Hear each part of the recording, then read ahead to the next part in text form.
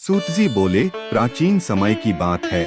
मुनि विश्वामित्र के बुलावे पर मुनि और सन्यासी लोग एक स्थान पर एकत्र हुए सभा करने के लिए। सभा में मुनि विश्वामित्र ने सभी को संबोधित किया।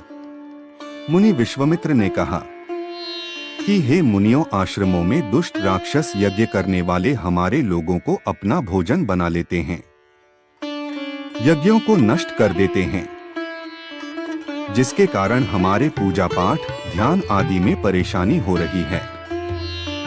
इसलिए अब हमें तत्काल उनके कुकृत्यों से बचने का कोई उपाय अवश्य करना चाहिए। ध्यान मुनि विश्वामित्र की बातों को सुनकर वशिष्ठ मुनि कहने लगे कि एक बार पहले भी ऋषि मुनियों पर इस प्रकार का संकट आया था। उस समय हम सब मिलकर ब्रह्मा जी के पास गए थे। ब्रह्मा जी ने ऋषि मुनियों को संकट से छुटकारा पाने के लिए उपाय बताया था। ऋषि लोगों ने ध्यानपूर्वक वशिष्ठ मुनि की बातों को सुना और कहने लगे कि वशिष्ठ मुनि ने ठीक ही कहा है, हमें ब्रह्मदेव की ही शरण में जाना चाहिए। ऐसा सुन सब ऋषि मुनियों ने स्वर्ग को प्रस्थान किया। मुनियों के इस कष्ट को सुनकर ब्रह्मा जी को बड़ा आश्चर्य हुआ।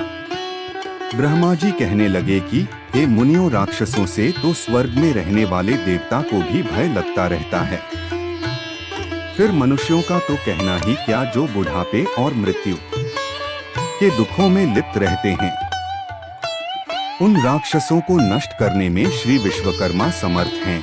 आप लोग श्री विश्वकर्मा के शरण में जाएं। विश्वकर्मा जी ने इन खास इमारतों का किया था निर्माण। जानिए उनके परिवार के बारे में विस्तार से। इस समय पृथ्वी पर अग्नि देवता के पुत्र मुनि अगिंद्रा यज्ञों में श्रेष्ठ पुरोहित हैं और जो श्री विश्वकर्मा के भक्त हैं, वही आपके दुखों को दूर कर सकते हैं। इसलिए हे मुनियों, आप उन्हीं के पास जाएं।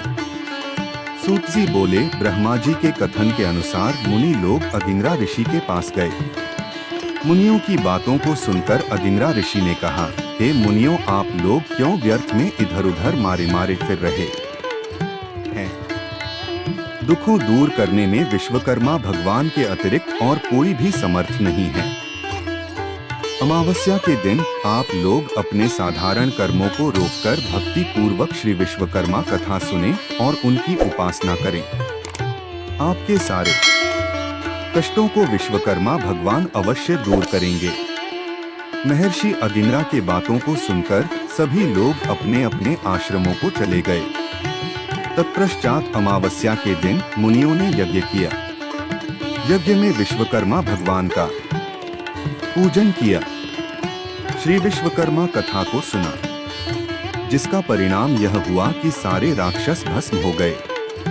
यज्ञ विघ्नों से रहित हो गया, उनके सारे कष्ट दूर हो गए।